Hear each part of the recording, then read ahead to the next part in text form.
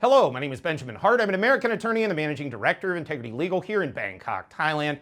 I have been talking a lot about tax, quote-unquote, stamp pimps lately. For those who are unaware, that does have a context in the American legal vernacular. It goes back to the pre-revolutionary days of the United States when the colonists were angry about these people that were coming into their areas and trying to effectively pimp the stamp tax. That's where it comes from.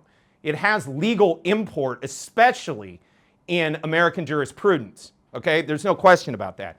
That said, the title of this video pertains to sovereignty, and what are we talking about here? Well, as discussed in other videos, it looked to me like during the Biden presidency, which we're now finding out all kinds of weird stuff about, including the fact that apparently everything he did was signed by the so-called auto pen, and we're all aware that this guy's compos mentis was compromised, to say the least. And before anybody says that there's anything illegitimate about that statement, go check out the DOJ's own findings regarding the president, where they said he wasn't competent to stand trial, but he was apparently competent to be chief executive of the United States, whatever nonsense that is.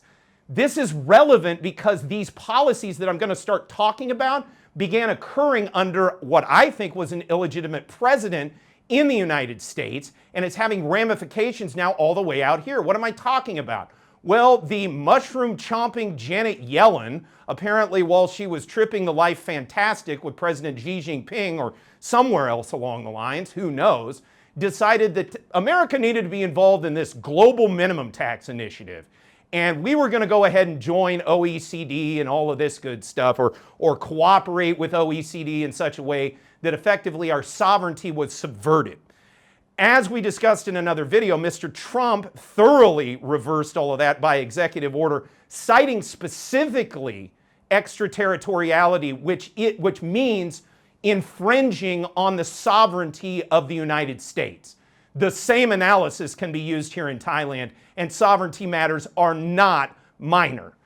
Quoting directly from actually our website, legal.co.th, in the resources section, we go over to the criminal code, section 119. Whoever does any act with intent to cause the country or any part thereof to descend under the sovereignty of any foreign state or to deteriorate the independence of the state shall be punished with death or imprisonment for life.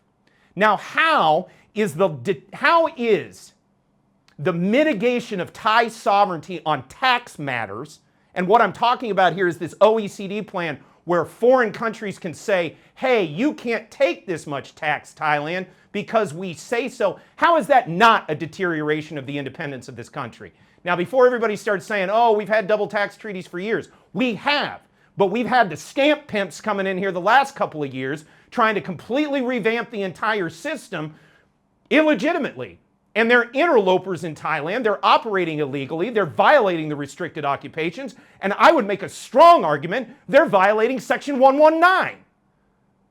We are not going to be subject to foreigners' tax whims in Thailand, period. End of discussion.